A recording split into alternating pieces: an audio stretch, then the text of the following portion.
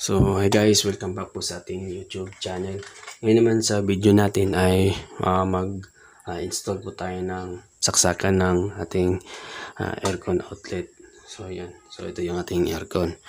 So ngayon guys ay, ito. So meron na naka-install dito na yung anuhan natin ng surface type na utility box. So ito yung gagamitin natin. So, huli na yung lalagyan natin ng ano diyan, ng PVC molding. So share ko sa inyo kung paano tayo mag-install. So ito guys, ito yung ating aircon outlet. So ito, so dalawa lang yung wire na nakalagay dito. So ito yung ating meron tayong tagging nito. Ito yung ating live at saka ito yung ating neutral. So yan. So ngayon ay umpisa na natin yung pag-install. So tanggalin natin to guys. So yan. So ito. So dito naman guys sa ating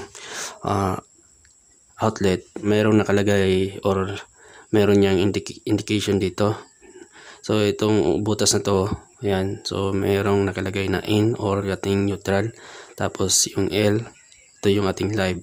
Tapos ito naman yung ating grounding. Wala naman tayong nakalagay na ground wire dito. So ito lang dalawa yung ilalagay natin dito. Ito yung live tsaka neutral. Pisahan na natin guys. Babalatan natin ito. Ayan.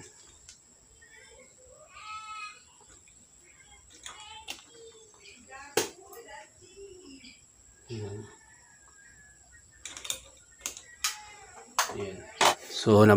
So yan guys, nabalatan natin. So ipasok muna natin to. Ayan. Ayan. At itong ano guys, so yan, nakapasok na. At itong may tagging dito na itim. Yan. So ito yung ating live.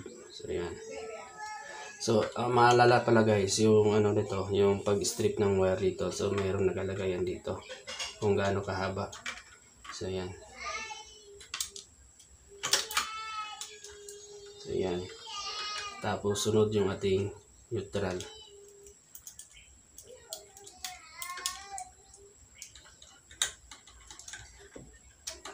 So yan.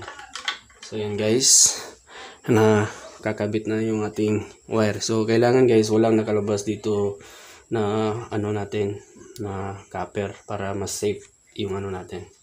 I-screw na natin. So tapos nang screw na natin, so lagyan na natin yung cover.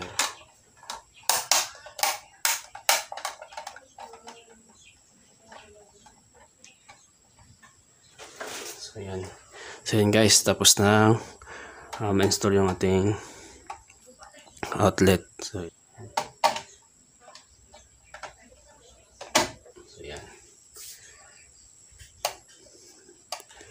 So tanggalin natin. So yan. So ang ano lang na to guys, kulang yung ano, yung PVC molding. So yan. So